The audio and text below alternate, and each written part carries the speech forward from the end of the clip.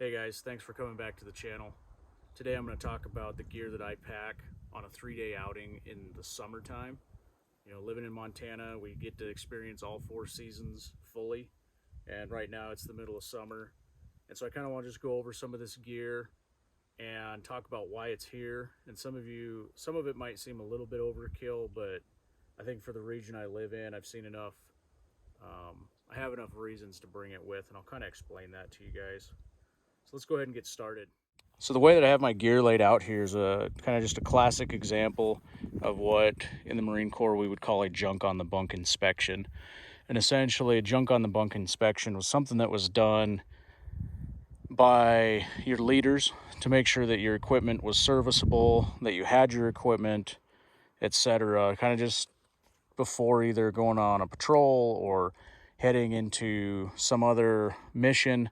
And basically you would do a junk on the bunk inspection and then pack your equipment and it would be ready to go at that point. Okay, it's kind of their way of ensuring that you're actually bringing everything that you're told to bring. Of course, this stuff all has weight to it, so some guys would try to lighten their load, so to speak, and leave certain things out. And so as leaders, you had to ensure that everybody had what was needed for the mission. And so it's a great, just like inspecting your gear to make sure it's ready to go, it's also great this is kind of how I pack.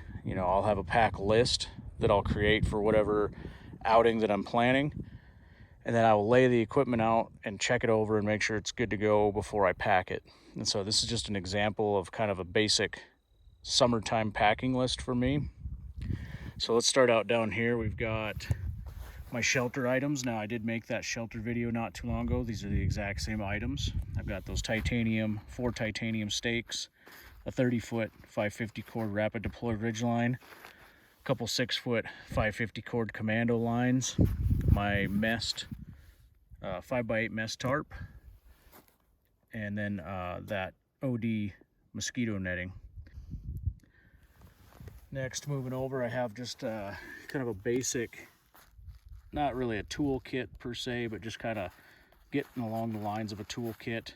I've got some spare AAA batteries, that's what my headlamp takes. And I've got some spare CR2s, that's what my rangefinder takes. Inside this black right here is a sail needle, or canvas repair needle. And I just keep it in that tape to keep it from hopefully poking into stuff. Got a little bit of electrical tape, a couple exo candle tins, little 4-hour candles, and then just some Gorilla Tape, 2-inch Gorilla Tape wrapped around a chunk of old card, like a motel room card. Over here I've got my personal first aid kit, which is basically just some bandages, some band-aids, some iodine wipes, and then some Melagel, which is great to put on cuts and burns. And I've got a small hygiene kit. Now this would be the same exact kit. This actually comes from my day pack. Now I pack my gear differently depending on the context, and so here I'm showing just a good general purpose 3-day load to go along with the Becker Patrol Pack. If I were to only do a day pack, this would be the hygiene and first aid gear that I would bring with. Now I do bring extra for longer outings, and I'll show that in a minute, but I've just got a bit of hand sanitizer in a little Ziploc bag. And then these Porta wipes, these are great. They're like a heavy duty towelette with a few drops of water. They expand out and they work really good both as toilet paper, but wiping your hands and such. Got a little bit of bug spray, some Body Glide if I start to chafe at all. This Dermatone, it's a great skin protection for both the sun and the cold and the wind. And then some foot powder. Got to take care of your feet. Over here, kind of in the tools, I've got, of course, my titanium sapper spade from Russia. I've got my Baco folding saw. I've got the Baco folding saw with that JT 396 blade. Works awesome. And then I've got this UTG Recon Pro, I think it was, bipod. And honestly, that was the first bipod that I bought when I decided to try something different than a Harris. And I've had that thing for 10 years. and I still can't find anything that for the weight and the function and the cost, I can't find anything to replace it with. It's the weirdest. I don't know how UTG cracked the bipod code, but they did. And so I still carry it because it works. Now, if you're a precision long range shooter and you like those types of bipods, that's cool. So over here I've got my water kit. Got 2 1-liter water bottles, and I carry these types of bottles specifically for a reason. This is a single wall stainless Pathfinder water bottle, and the main reason I carry this is because I can boil water in it. I can put it in a fire and boil it. And then this Hunersdorf bottle, this is a mountaineering water bottle, and up here in Montana, of course, it can get cold, and this is really nice because the threads don't freeze as easily, and it's easier to take on and off with gloves. And I matched them up with just this titanium cup. And I've got a bright orange bandana, and it functions as kind of a water pre-filter for me, but also as a signaling device. Or right now in the summertime, I can soak it in water, wrap it around my neck, and help cool myself. It's a multifunctional item. Up here, I've got my chlorine dioxide tablets, and then electrolyte supplements, because you have to keep your body's electrolytes in balance. You don't want to over flood yourself with water, but of course you also don't want to be dehydrated either.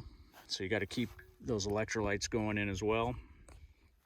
Over here I've got a Sea to Summit water cell. It's a 4-liter bag basically. It's very durable. So I can either carry more water in if I should need to, or if I know there's water where I'm going, I can just pack this in and basically fill that up and then have it at camp ready to be used. And it's kind of cool. It's got this little spout you can open up to, of course, pour. You hang it from a tree, something like this, and it'll gravity feed through this port. But it comes with this little shower nozzle, so if you need to rinse off after a hot, sweaty day, that's kind of cool.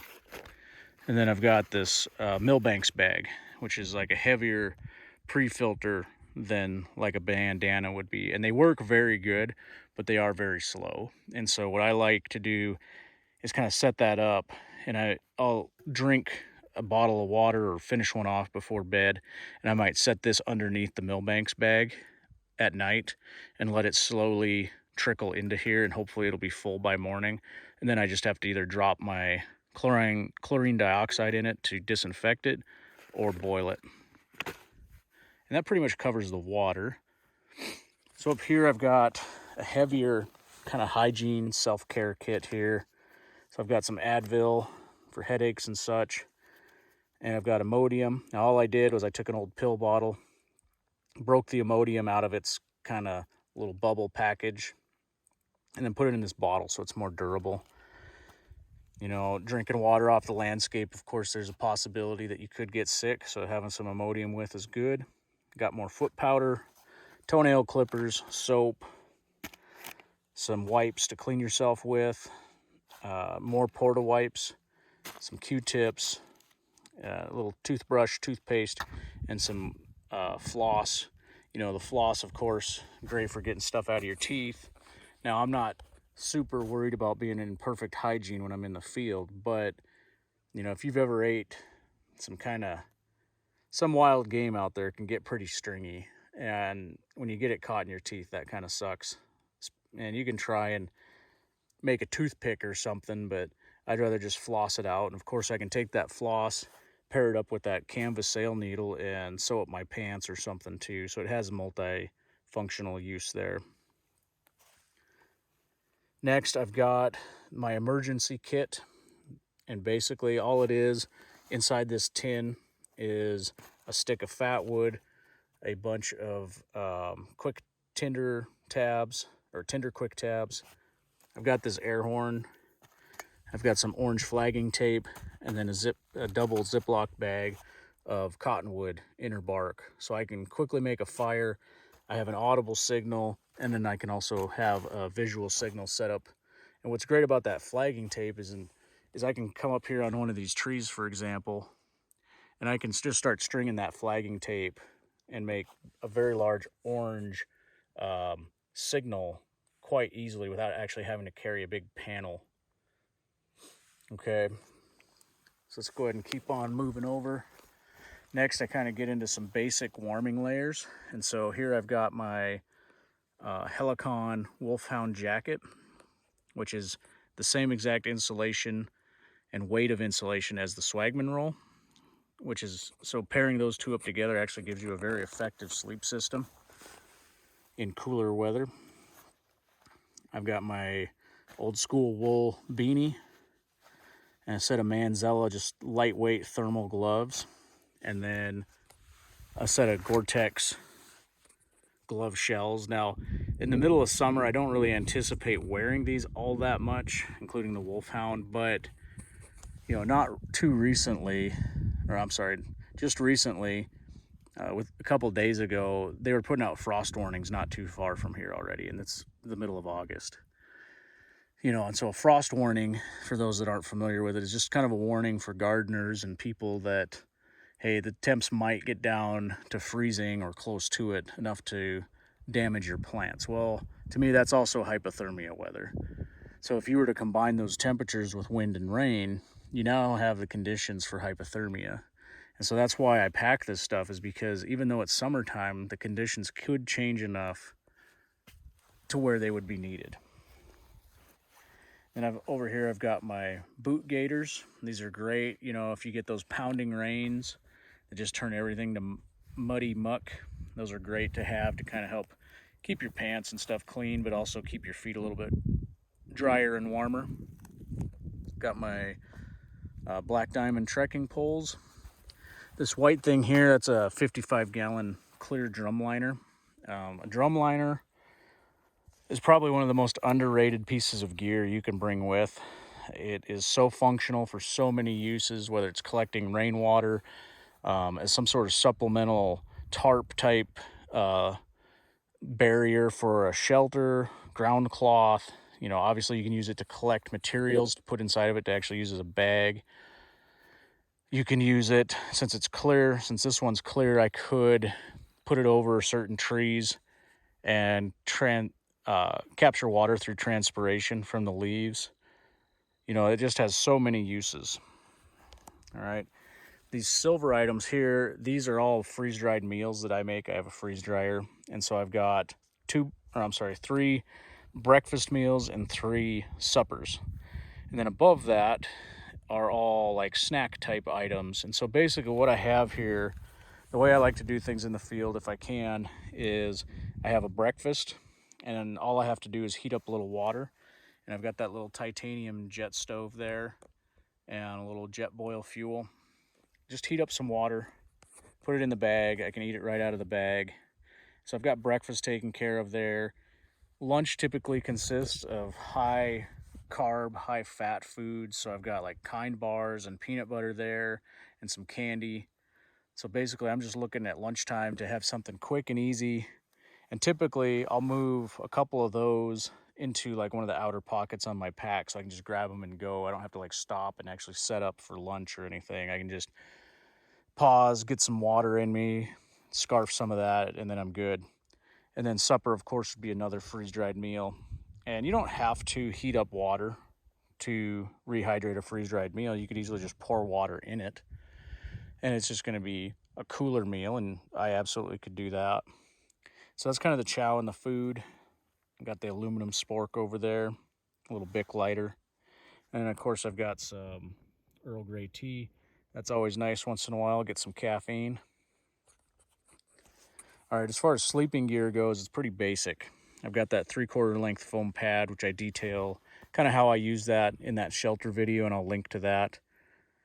And I've got my Swagman roll and my inflatable pillow, and that's it. I'm not packing a sleeping bag, because here's the thing.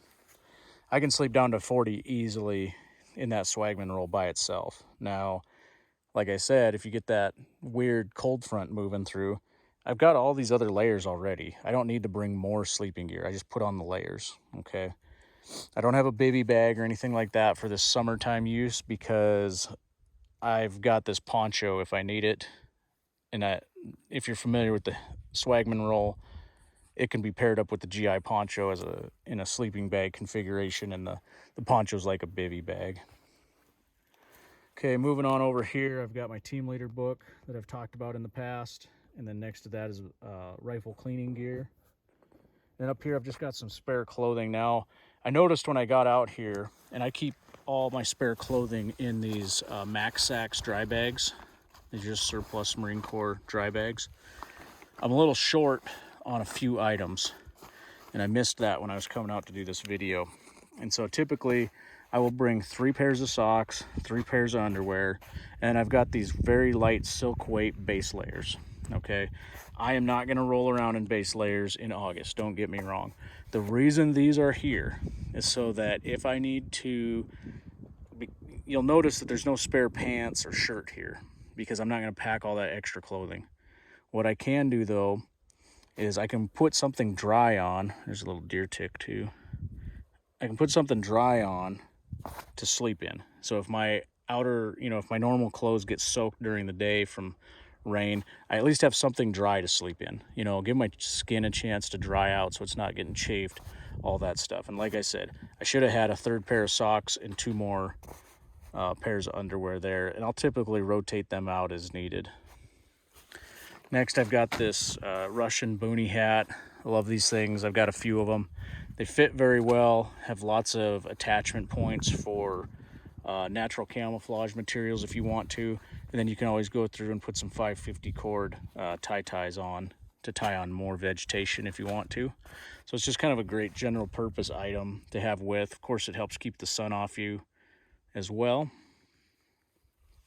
And that pretty much, show this cooking kit again real quick. This is just a little titanium Pathfinder kind of jet boil stove there. Yep, and that's pretty much it. All together in the pack with water, food, the whole 9 yards.